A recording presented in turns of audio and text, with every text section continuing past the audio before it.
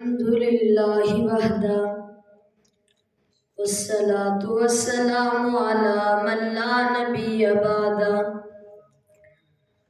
أما بعد فأعوذ بالله من الشيطان الرجيم بسم الله الرحمن الرحيم لا تحسبن الذين قتلوا في سبيل الله أمواتا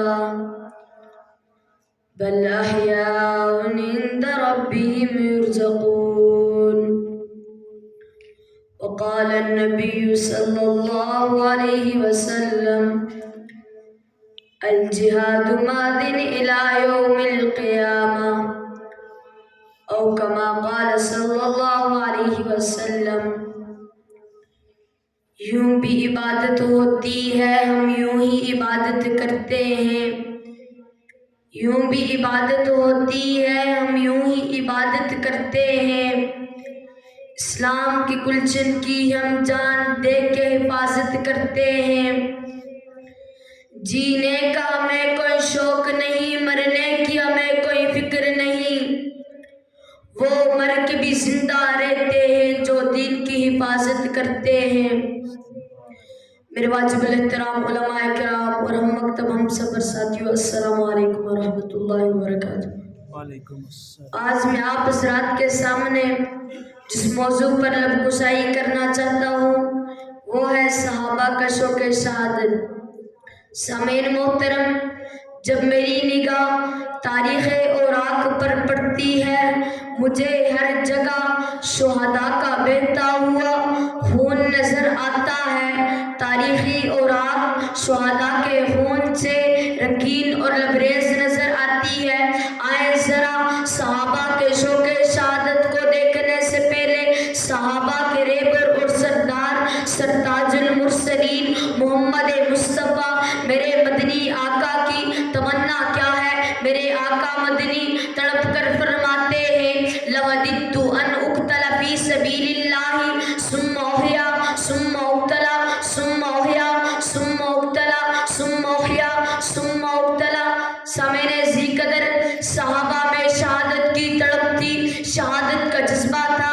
اگر صحابہ میں شوق شہادت نہ ہوتا بدر میں 14 صحابہ شہید نہ ہوتے، اگر صحابہ میں شوق شہادت نہ ہوتا احد میں 70 صحابہ شہید نہ ہوتے، جس میں آپ کا چچا حضرت حمزہ کے ٹکڑے ٹکڑے کر دیے گئے۔ اگر صحابہ میں شوق شہادت نہ ہوتا خندق میں 6 صحابہ شہید نہ ہوتے۔ مجھے کہنے دیجئے اگر صحابہ میں شوق شہادت نہ ہوتا ابو بکر کے دور خلافت میں 28,000 صحابہ اپنی جانوں کے نذرانے پیش نہ کرتے، فاروق اعظم کے دور میں 14,000 صحابہ شہید نہ ہوتے، عثمان غنی کے دور میں 16,000 صحابہ شہید نہ ہوتے۔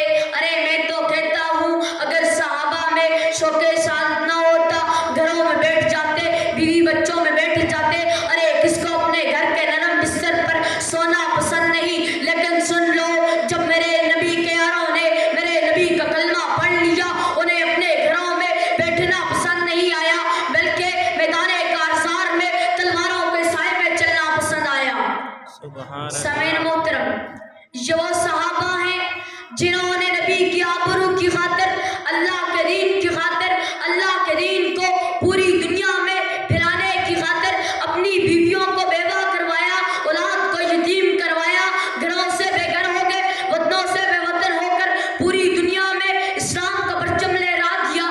اب آئے ذرا اس صحابی کی طرف کو دیکھتے ہیں جنہوں نے اپنے خون سے تاریخ اسلام کو رنگین قبا پہنائی۔ وہ کون تھے؟ وہ فاروق